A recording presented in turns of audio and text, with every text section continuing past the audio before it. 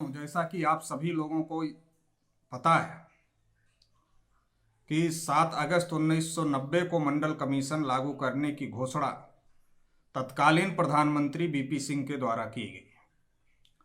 7 अगस्त 1990 को मंडल कमीशन की केवल एक सिफारिश लागू की गई, नौकरियों में 27% आरक्षण। जब मंडल कमीशन की एक सिफारिश लागू करने की घोषणा हुई तो ब्राह्मण लोग मंडल कमीशन के विरोध में सुप्रीम कोर्ट चले गए और सुप्रीम कोर्ट ने 13 अगस्त 1990 को मंडल कमीशन पर रोक लगा दिया। 16 नवंबर 1992 को मंडल कमीशन का फैसला सुप्रीम कोर्ट से आया और 16 नवंबर 1992 को जब मंडल कमीशन का फैसला सुप्रीम कोर्ट से आया तो ओबीसी के साथ बहुत बड़ी धोखेबाजी हो गई। 52% ओबीसी को केवल 27% आरक्षण दिया गया। 27% में भी क्रीमी लेयर लगाया गया और क्रीमी लेयर लगने की वजह से जो ओबीसी अपने बच्चे को महाविद्यालय और विश्वविद्यालय की पढ़ाई करवाने में सक्षम थे, उनकी इनकम ज्यादा होने की वजह से वो आरक्षण के लाभ से वंचित हो गए। क्रीमी लेयर की वजह से वो आरक्षण के लाभ से वंचित हो गए और जो ओबीसी अपने बच्चे को महाविद्यालय और विश्वविद्यालय की पढ़ाई पढ़ाने में ही सक्षम नहीं थे, वो ओबीसी अपने बच्चे को महाविद्यालय और विश्वविद्यालय की पढ़ाई नहीं पढ़ा पाने की वजह से रिजर्वेशन के फायदे से वंचित हो गए। इसकी वजह से ओबीसी के रिजर्वेशन को प्रभावहीन कर दिया गया। ओबीसी के रिजर्वेशन केवल कागज पर रहा, इंप्लीमेंटेशन में ओबीसी का रिजर्वेशन लगभग प्रभाव शून्य क्रीमी लेयर की वजह से हो गया। ये जो बड़ी धोखेबाजी ओबीसी के साथ हुई, इस धोखेबाजी को ओबीसी समझकर इसके विरोध में लड़ाई लड़ेगा।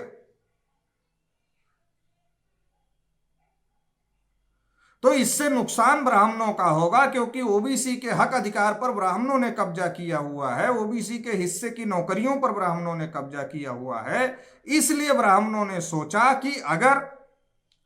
ओबीसी मंडल की लड़ाई लड़ेगा, मंडल में जो ओबीसी के साथ धोखेबाजी हुई है, अगर उसके खिलाफ लड़ाई लड़ेगा तो ओबीसी को उसका हक और अधिकार देना पड़ेगा, और अगर देना पड़ेगा तो उसके हक की नौकरियों पर ब्राह्मणों ने कब्जा किया हुआ है, इसलिए ब्राह्मणों को ओबीसी के हक की नौकरियां वापस करनी पड़ेगी। तो इससे नुकसान ब्राह्मणों का हो जाएगा। तो इसलिए ब्राह्मणों ने प्लान बनाया।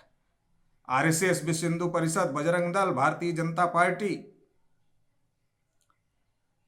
इन तमाम ब्राह्मणों ने कांग्रेस के ब्राह्मणों के साथ सांठगांठ करके, मिली भगत करके बाबरी मस्जिद और राम जन्मभूमि की लड़ाई शुरू किया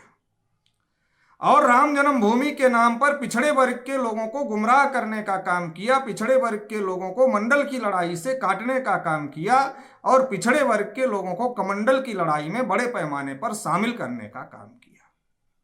क्योंकि 90 और 92 में पिछड़े वर्ग के लोग बहुत ज्यादा जागृत नहीं थे और पिछड़े वर्ग के लोगों को राम जन्मभूमि के नाम पर, बाबरी मस्जिद के नाम पर, हिंदू और मुसलमान की लड़ाई लगाकर मंदिर बनाने के नाम पर पिछड़े वर्ग के लोगों को उनके मंडल कमीशन की लड़ाई से काट दिया गया। और मंडल में जो पिछड़े वर्ग के साथ धोखेबाजी हुई, मंडल लागू होने में जो धोखेबाजी हुई, उससे पिछड़े वर्ग के लोग उसका खामियाजा अभी तक भुगतने का काम कर रहे हैं। और इसकी वजह से सेंट्रल यूनिवर्सिटियों में एक भी प्रोफेसर और एसोसिएट प्रोफेसर ओबीसी का नहीं,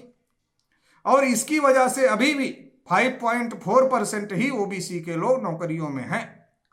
ये जो स्थिति है, ये स्थिति इसीलिए है कि ओबीसी के लोगों को जो लाखों नौकरियां मंडल को ठीक तरीके से लागू होने से मिलने वाली थी, वो कमंडल की लड़ाई में चले गए। और जब वो कमंडल की लड़ाई में चले गए और राम मंदिर का आंदोलन की लड़ाई में चले गए, तो उसकी वजह से मंडल कमीशन ठीक से लागू नहीं हुआ और ओबीसी को बहुत बड़ा नुकसान हो गया। उस समय ओबीसी के लोग जागृत नहीं थे, मंडल कमीशन में धोखेबाजी हो गई। आज जब ओबीसी के लोग उस समय मंडल कमीशन की लड़ाई लड़ रहे थे, उनको डाइवर्ट करने के लिए राम जन्मभूमि का आंदोलन चलाया गया और 6 दिसंबर 1992 को बाबरी मस्जिद गिरा दी गई और ओबीसी के मुद्दे से ओबीसी को डाइवर्ट करने का काम किया गया। आज जब ओबीसी के लोग अपने हक अधिकार की बातों को समझने लगे,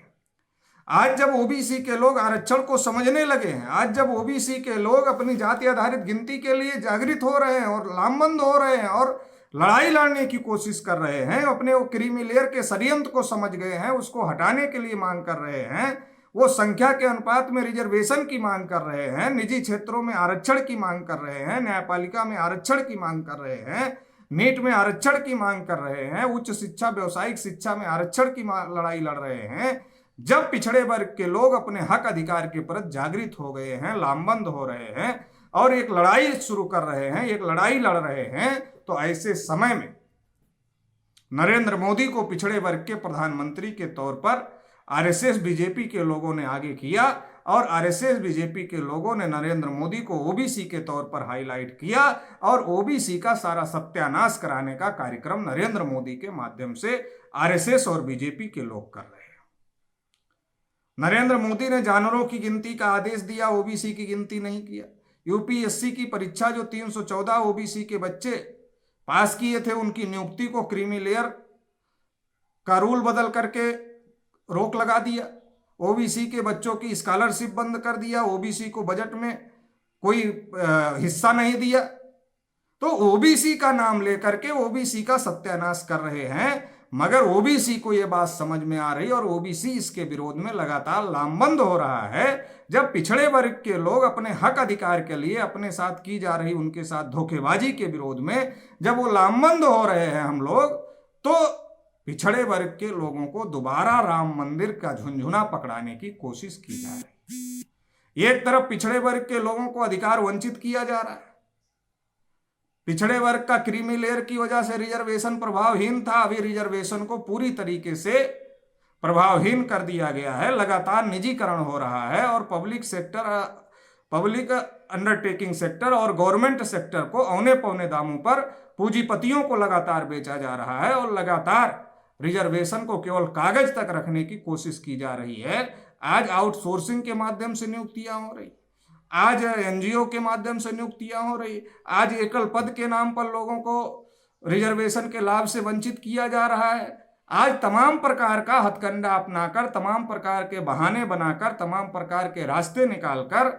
रिजर्वेशन से पिछड़े वर्ग के लोगों को और एससी एसटी के लोगों को वंचित करने की कोशिश चल रही है और लगभग रिजर्वेशन को प्रभावहीन कर दिया गया है, आरक्षण को प्रभावहीन कर दिया गया है और सारी सरकारी संपत्तियों को टाटा बिरला अंबानी अडानी को बेचने की कोशिश चल रही है। पूंजीपतियों के हाथ में सारी चीजें देने की कोशिश चल रही है। ट्रेन से लेकर के एयरपोर्ट तक और रेलवे स्टेशन तक सारी चीजें प्राइवेट हाथों में बेची जा रही हैं। और ऐसे समय में जब मजदूरों के कानून में, श्रम कानून में संशोधन किया जा रहा और तमाम प्रकार के जो हमारे मौलिक अधिकार हैं उनको खत्म किया जा रहा है, ऐसे दौर में एक बार फिर नरेंद्र मोदी को आगे करके रिजर्वेशन की लड़ाई को कुंद करने के लिए, ओबीसी के हक अधिकार की, ओबीसी की जाति आधारित गिनती की लड़ाई, ओबीसी के संख्या के अनुपात में आरक्षण की लड़ाई, ओबीसी के रिजर्वेशन प्रमोशन की लड़ाई, न्यायपालिका में आरक्षण की लड़ाई, निजीकरण में आरक्षण की लड़ाई, क्रीमी लेयर हटाने की लड़ाई, ये जो तमाम मुद्दे हैं जिसकी लड़ाई ओबीसी के लोग और तमाम एससी एसटी के लोग लड़ रहे हैं, इस लड़ाई से पिछड़े वर्ग के लोगों का खास तौर से काटने के लिए और उनको फिर से राम मंदिर का झुंझुना पकड़ाने की कोशिश की जा रही है। और इसके लिए राम मंदिर बन रहा है और इसके लिए प्रधानमंत्री जो ओबीसी के तौर पर प्रधानमंत्री बने कि हम पिछड़े वर्ग के हैं, उनको भूमि पूजन के लिए 5 अगस्त को बुलाया जा रहा है। और ओबीसी को जो उसको हक अधिकार से वंचित किया जा रहा है सरकार में, उस पर पर्दा डालने, बीजेपी की और आरएसएस की जो काली करतूतें हैं उस पर पर्दा डालने और पिछड़े वर्ग के लोगों को धर्म के नाम पर बेवकूफ बना करके कि हमने मंदिर बना दिया, इनका समर्थन हासिल करने की कोशिश चल रही है। जबकि नरेंद्र मोदी अपने को ओबीसी कहते हैं, एक भी ओबीसी को जो राम मंदिर का ट्रस्ट बनाया उसमें एक भी ओबीसी को मेंबर के तौर पर भी नहीं रखा। जबकि जब बाबरी मस्जिद राम जन्मभूमि की लड़ाई चल रही थी उस समय कल्याण सिंह को आगे किया गया, उमा भारती को आगे किया गया, विनय कटियार को आगे किया गया, परवीर तोगड़िया को आगे किया गया। जब लड़ाई लड़ना था तब पिछड़े वर्ग के नेताओं को आगे किया गया। मगर जब अब रिजर्वेशन की बात आ गई, जब इसके लिए ट्रस्ट बनाया गया तो ट्रस्ट बनाने के लिए एक भी ओबीसी के आदमी को राम मंदिर ट्रस्ट में नहीं रखा गया और सारे के सारे ब्राह्मणों को रखा गया। और जो पिछड़े वर्ग की जो राम जन्मभूमि है, जहां मोदी भूमि पूजन करने आ रहे हैं, जिसको राम जन्मभूमि कहते हैं, वास्तव में उसकी खुदाई में ना तो राम के कोई अवशेष मिले, ना इतिहास में राम कभी पैदा हुए इसके कोई अवशेष है। हाँ, जब खुदाई हुई तो इस बात के अवशेष जरूर निकले कि वो बुद्ध भूमि है, वो राम जन्मभूमि नहीं है, वो बुद्ध भूमि है। और अगर वो बुद्ध भूमि है तो राम तो पुष्यमित्र शुंग है, और जो पुष्यमित्र शुंग है वो राजा बृहद्रथ जो अंतिम मौर्य शासक था उसका हत्यारा है। राम शंभुक ऋषि का हत्यारा है। तो राम तो पिछड़े वर्ग के वंश परंपरा के नहीं थे, बल्कि राम तो पिछड़े वर्ग के महापुरुषों के हत्यारे थे।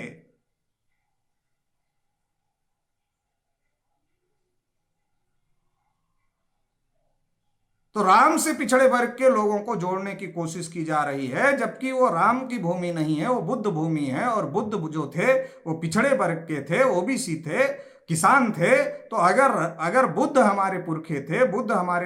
हमारे परिवार के थे, हमारी वंश परंपरा के थे, तो वो बुद्ध भूमि है, तो उसकी रक्षा करने की जिम्मेदारी भी हमारी है। लेकिन नरेंद्र मोदी को आगे करके ब्राह्मण जो हमारी बुद्ध भूमि है, जो हमारी विरासत है, उस पर अतिक्रमण करने की कोशिश कर रहे हैं और राम मंदिर का झुंझुना ओबीसी के लोगों को पकड़ाना चाहते हैं और ओबीसी को उनके हक अधिकार से दोबारा वंचित करना चाहते हैं, दोबारा वंचित करने की कोशिश चल रही है। तो इसलिए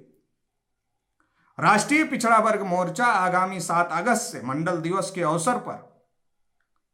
एक मुहिम शुरू करने जा रहा है, एक आंदोलन शुरू करने जा रहा है। मंदिर नहीं, अधिकार चाहिए, शिक्षा और रोजगार चाहिए। राष्ट्रव्यापी आंदोलन राष्ट्रीय पिछड़ा वर्ग मोर्चा के माध्यम से शुरू होने जा रहा है। और ये जो राष्ट्रव्यापी आंदोलन शुरू होने जा रहा है, मंदिर नहीं, अधिकार चाहिए, शिक्षा और रोजगार चाहिए, इस आंदोलन के जो प्रमुख मुद्दे हैं वो प्रमुख मुद्दे हैं कि 2021 की जो जनगणना होने जा रही है उसमें ओबीसी की भी जाति आधारित जनगणना कराई जाए। दूसरा मुद्दा है ओबीसी के क्रीमी लेयर में सैलरी इनकम और एग्रीकल्चर इनकम जो जोड़ने की साजिश चल रही है, इस साजिश को खत्म किया जाए, बंद किया जाए। और क्रीमी लेयर चूंकि असंवैधानिक है, इसे पूर्ण रूप से खत्म किया जाए। तीसरी मांग है कि ओबीसी की आबादी, मंडल कमीशन ने 52% बताया, तो कम से कम ओबीसी को 52% आरक्षण दिया जाए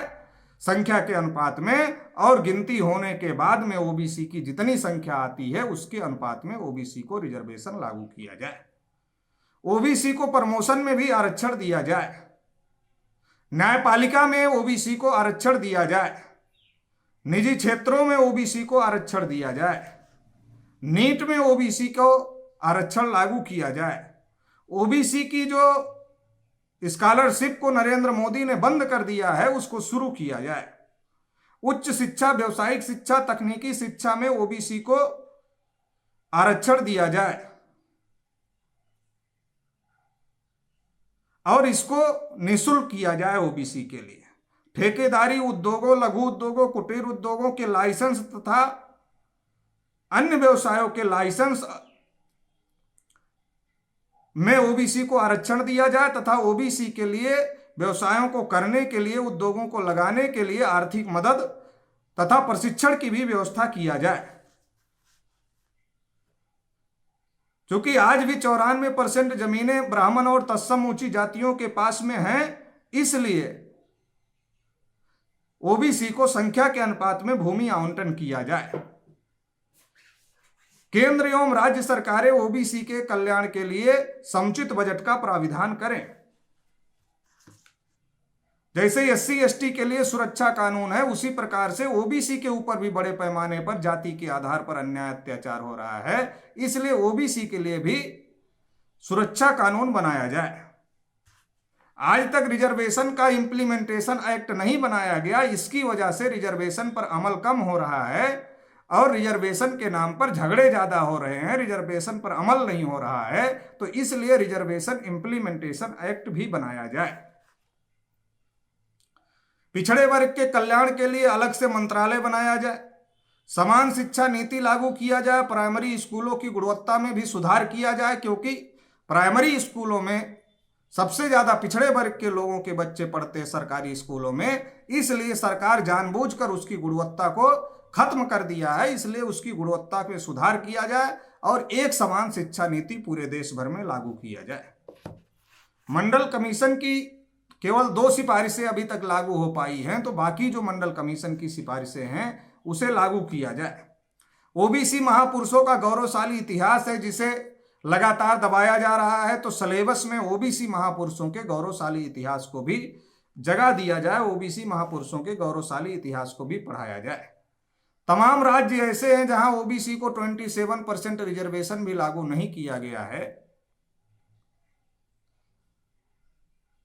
तो जिन राज्यों में ओबीसी को 27% रिजर्वेशन भी लागू नहीं किया गया और कई राज्यों में ओबीसी को मंडल कमीशन लागू ही नहीं किया गया, रिजर्वेशन लागू नहीं किया गया है, तो सभी राज्यों में ओबीसी की गिनती कर उनको संख्या के अनुपात में रिजर्वेशन दिया जाए। क्योंकि साकेत एक बौद्ध विरासत है और जमीन की खुदाई के नीचे बौद्धों के अवशेष मिले। राम का जब वहां कुछ नहीं मिला तो यह बौद्ध विरासत है, प्राचीन विरासत है और ये पिछड़े वर्ग की गौरवशाली विरासत है। इसलिए उस जगह को संरक्षित किया जाए, उस स्थान को संरक्षित किया जाए, इस गौरवशाली विरासत को संरक्षित करने का काम किया जाए। इन तमाम मांगों को लेकर के राष्ट्रीय पिछड़ा वर्ग मोर्चा के माध्यम से 7 अगस्त मंडल दिवस से लेकर के 16 अगस्त 2020 तक 31 राज्यों के 550 जिलों में जिला अधिकारियों के माध्यम से महामहिम राष्ट्रपति को ज्ञापन भेजा जाएगा। इसलिए तमाम पिछड़े वर्ग के लोगों को, तमाम पिछड़े वर्ग के शुभचिंतकों को, राष्ट्रीय पिछड़ा वर्ग मोर्चा के कार्यकर्ताओं, पदाधिकारियों को